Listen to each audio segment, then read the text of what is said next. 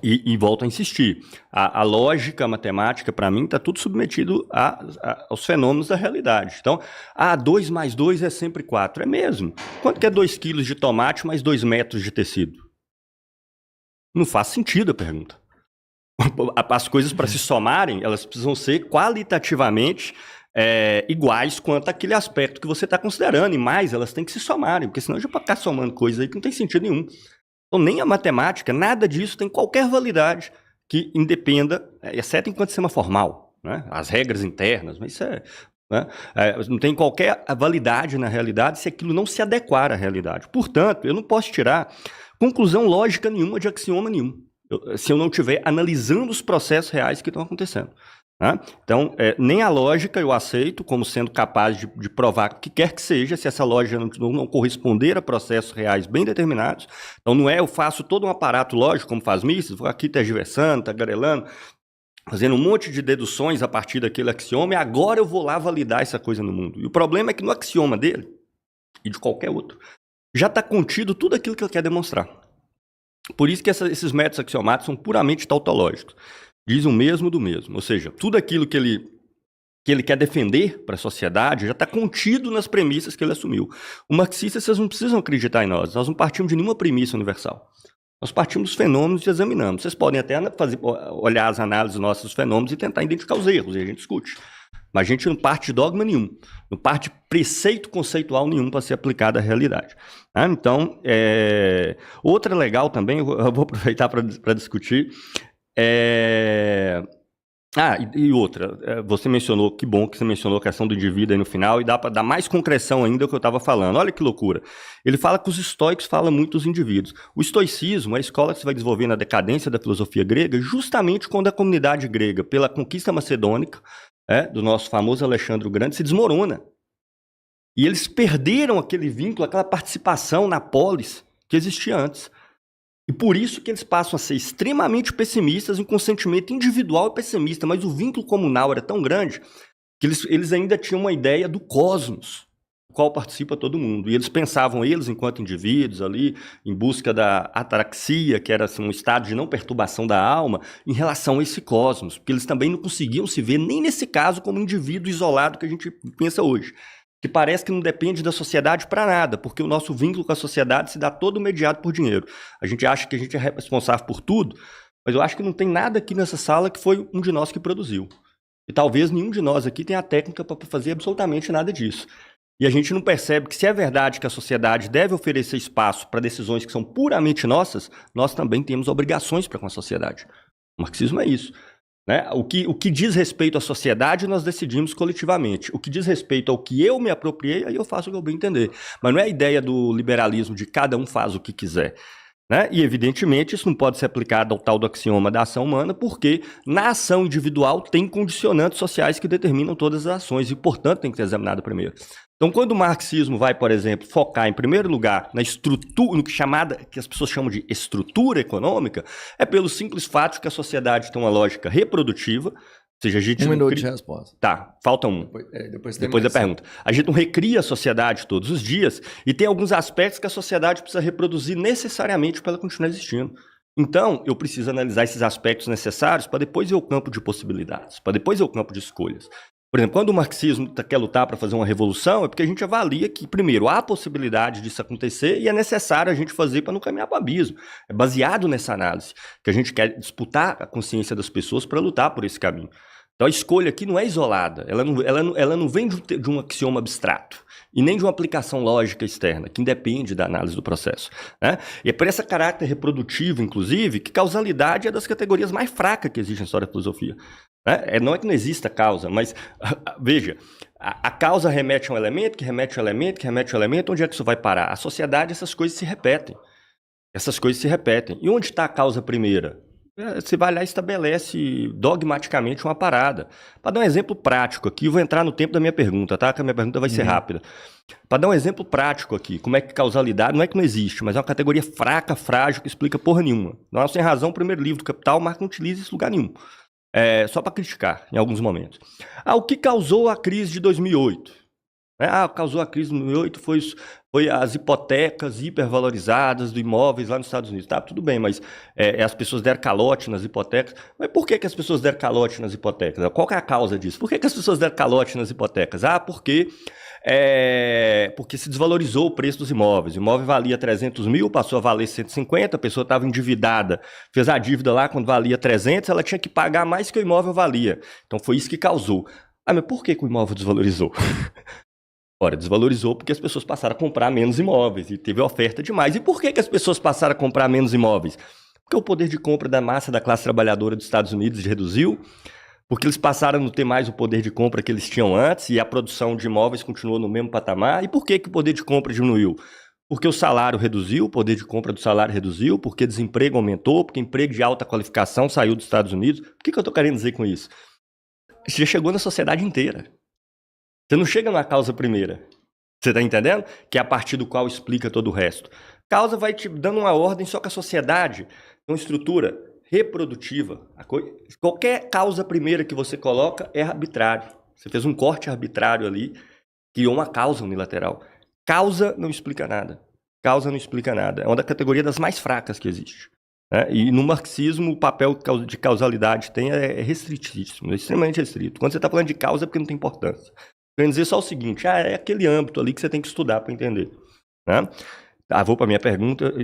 E Santo Agostinho, decadência do Império Romano, colapso total do Império Romano, justamente quando a sociedade se fragmenta, o grau maior de individualização aumenta. Eu quero ver se achar Santo Agostinho, os estoicos, que nem é o indivíduo do liberalismo e de Mises, lá na Mesopotâmia, no Egito, em sociedades pré-generalização da propriedade privada.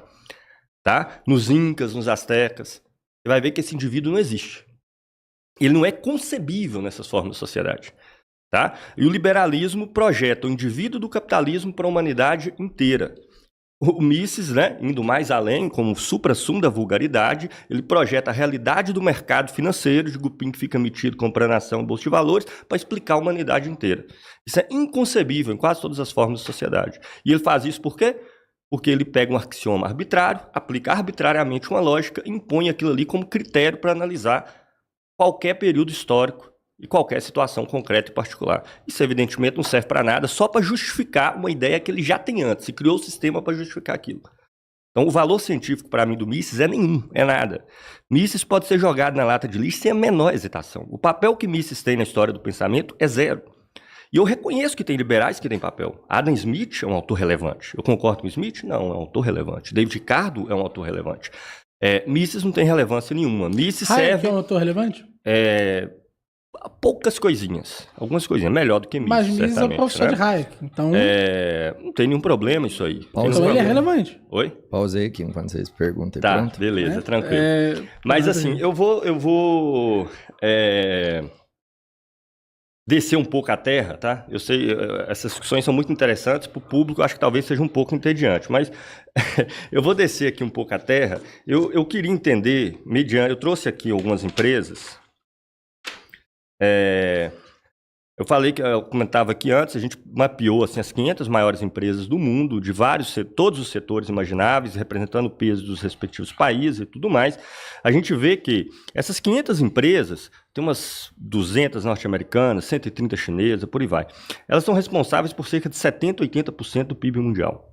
Tá? Em todos os ramos de produção, transporte, telecomunicações, siderurgia, química, petroquímica, insumos, energia, indústria de construção e por aí vai. Ficaria citando os ramos aqui um tempão. Todas elas movimentam capital de 50, 100, 150 bilhões de reais. Ou se quisermos pegar em dólar, 20, 40, 100, 200, 400 bilhões de dólares aqui tem empresa, só de receita anual. Um capital, evidentemente, inacessível à massa população. Se você comprar a ação dessa empresa, não vai ser nada, vai ser só uma poupançazinha. Então a gente já tem um mundo que toda a estrutura produtiva dele está girando aqui em torno de 500 mil empresas, com um conjunto reduzidíssimo de proprietários a nível mundial, com controle tecnológico, de tecnologias que levaram séculos para ser desenvolvida. Como que um monte de indivíduo pode escolher participar desse butim aqui, com o parco dinheiro que ele tem envolvendo o seu salário, como que 99% da humanidade, e mesmo países como o Brasil, para capitalistas brasileiros, é inacessível esse negócio aqui. Então, como é que seria a sociedade anarcocapitalista? É a sociedade onde a gente tem 0,1% da população escolhe o que fazer com toda a população mundial e todo o restante da população pode escolher se fuder? Eu fico surpreso, porque realmente você é um grande trotskista. Você, quando apresentado a questão lógica, mesmo tendo uma formação lógica que Trotsky nunca pôde ter, você devolveu o mesmo tipo de exemplo que ele deu. A igual a A. O que significa A igual a A, gente? O que significa A igual a A? É uma igualdade? Ele fala, não, tá vendo aqui, ó. Essa letrinha aqui é diferente dessa aqui. Ou seja, não é possível estabelecer essa estrutura de igualdade porque nós estamos sempre em movimento. Há uma observação acerca dessa estrutura que diz, ela apenas traz truísmos. Ela é superficial, vazia.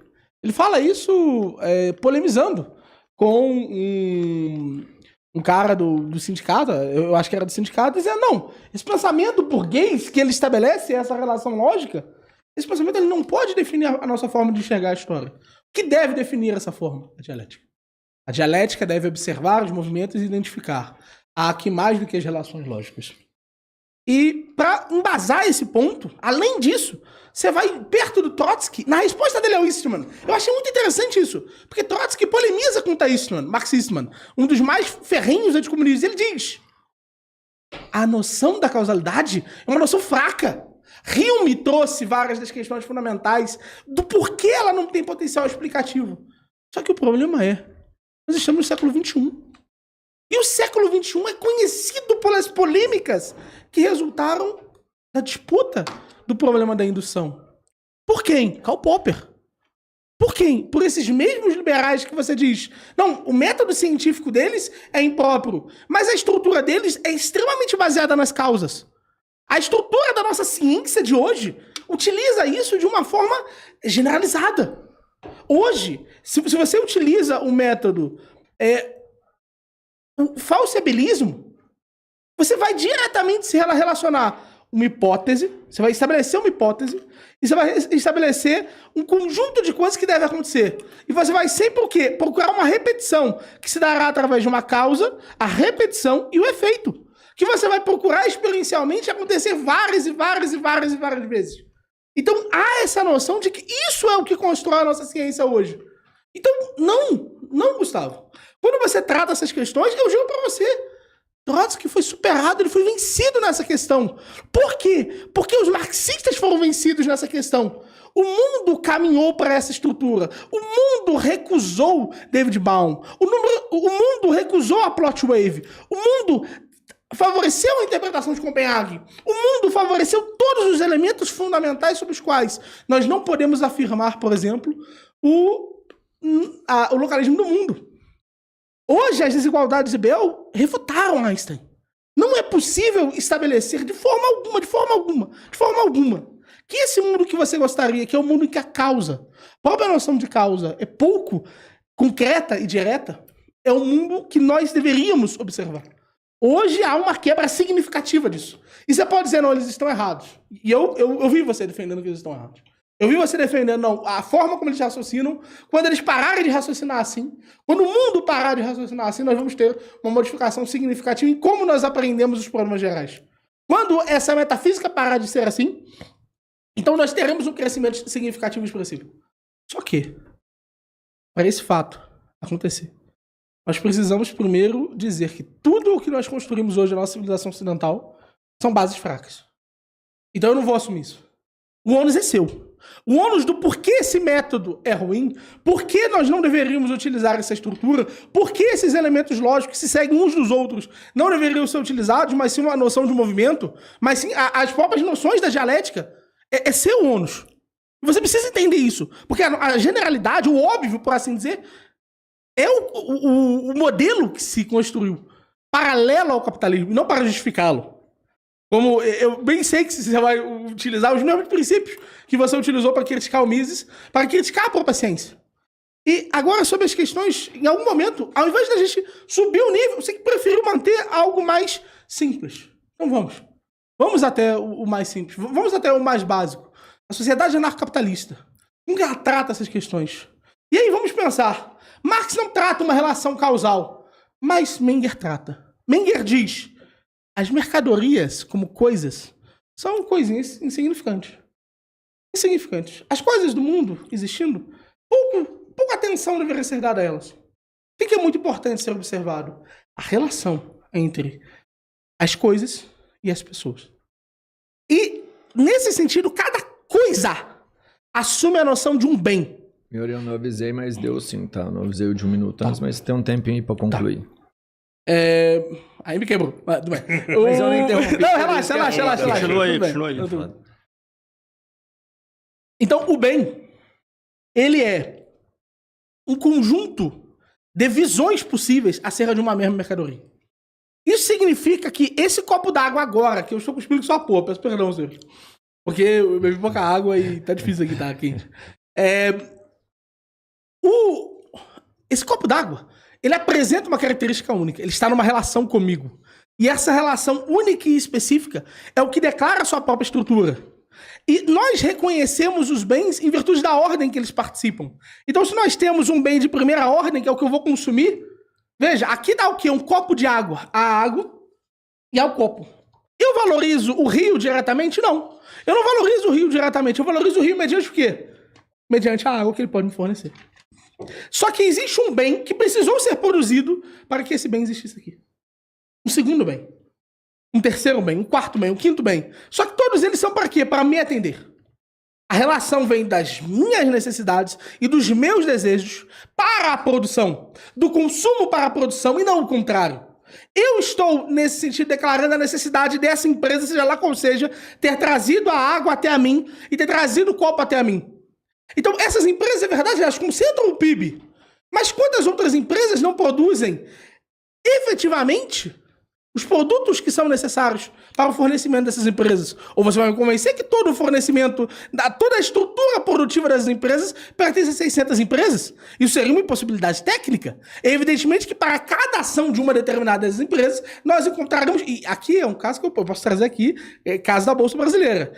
Eu sei que a maior parte das empresas brasileiras tem 20, 30, 40 fornecedores. Se os chineses eles conseguem concentrar tudo em um fornecedor só para todos os produtos das suas necessidades, eles vão fazer o caso. Mas o caso brasileiro que eu conheço diretamente e cansei de ver balanço, 30, 40, 50 empresas. Há uma complexidade significativa do processo produtivo.